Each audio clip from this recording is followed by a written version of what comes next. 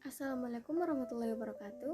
Perkenalkan, saya Putri Anjani, NIM 2208502030 dari kelas PKK 04 Fakultas Teknik Universitas Negeri Makassar. Pada kesempatan kali ini, saya akan memaparkan materi tentang dimensi atau komponen pendidikan kejuruan di era 4.0 dengan mata kuliah Pendidikan Pengantar Kejuruan dengan dosen pengampu Ibu Dr. Andi Hudia MPD, Ibu Israwati Hamsar SPD MPD, dan Pak Andi Muas SPD MPD.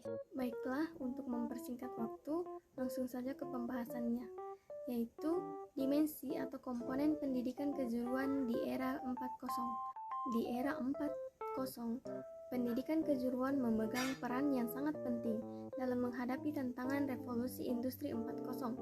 Dimensi pendidikan kejuruan yang terdiri dari brainware, software, dan hardware harus dioptimalkan untuk mempersiapkan peserta didik dengan keterampilan yang relevan dan memadai untuk masa depan.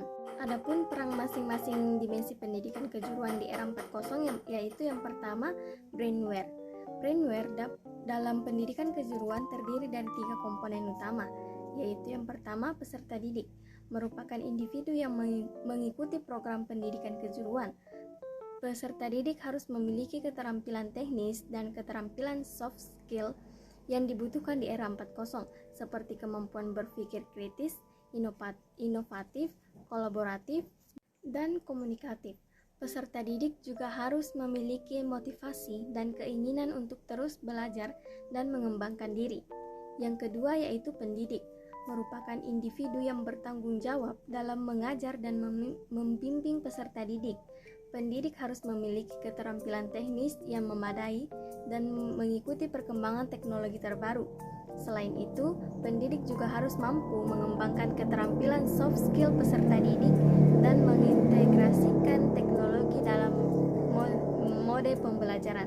Selain itu, pendidik juga harus mampu mengembangkan keterampilan soft skill peserta didik dan mengintegrasikan teknologi dalam metode pengajaran. Yang ketiga yaitu stakeholder, merupakan individu atau kelompok yang terlibat dalam pendidikan kejuruan seperti industri, masyarakat, dan pemerintah.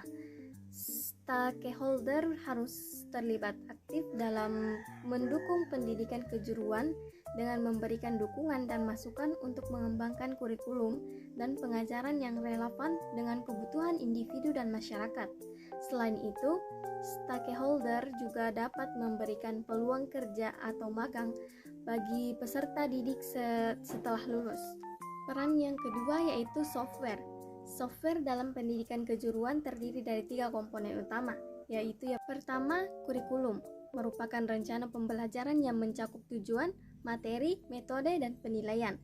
Kurikulum harus dirancang dengan mempertimbangkan perkembangan teknologi terbaru dan kebutuhan industri dan masyarakat. Kurikulum juga mengintegrasikan keterampilan teknis dan soft skill yang dibutuhkan di era 4.0. Kedua yaitu program, merupakan pelaksanaan kurikulum yang meliputi metode pengajaran, kegiatan praktis, dan penilaian. Proses harus sesuai dengan kurikulum dan mengintegrasikan teknologi terbaru. Program juga harus memberikan kesempatan bagi peserta didik untuk mengembangkan keterampilan teknis dan soft skill. Ketiga yaitu manajemen, merupakan pengelolaan program pendidikan kejuruan yang mencakup perencanaan, pengorganisasian, pengawasan, dan evaluasi. Manajemen harus efektif dan dalam mengelola program dan memastikan bahwa program tersebut dapat memberikan hasil yang memadai bagi peserta didik. Manajemen juga harus mempertimbangkan masukan dari stakeholder dan mengikuti perkembangan teknologi terbaru. Peran yang ketiga yaitu hardware. Hardware dalam pendidikan kejuruan terdiri dari 3 komponen utama, yaitu laboratorium, merupakan ruang atau fasilitas untuk melakukan percobaan dan praktikum terkait dengan bidang kejuruan tertentu.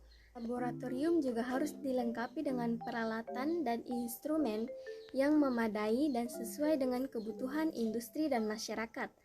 Laboratorium juga harus dirancang dengan mempertimbangkan keselamatan dan kesehatan peserta didik dan pendidik. Yang kedua yaitu bengkel, merupakan ruang atau fasilitas untuk melakukan latihan dan praktek terkait dengan keterampilan teknis tertentu.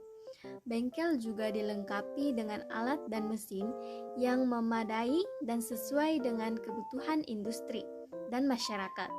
Bengkel juga harus dirancang dengan mempertimbangkan keselamatan dan kesehatan peserta didik dan pendidik. Yang terakhir yaitu sarpras, merupakan fasilitas pendukung lainnya seperti ruang kelas, perpustakaan, dan fasilitas olahraga. Sarpras harus memadai dan memenuhi standar yang ditetapkan oleh pemerintah. Sarpras juga harus mendukung pengembangan keterampilan teknis dan soft skill peserta didik. Nah, itulah tadi pembahasan dari saya. Saya akhiri dengan ucapan wabillahi taufiq wal hidayah. Wassalamualaikum warahmatullahi wabarakatuh. Terima kasih.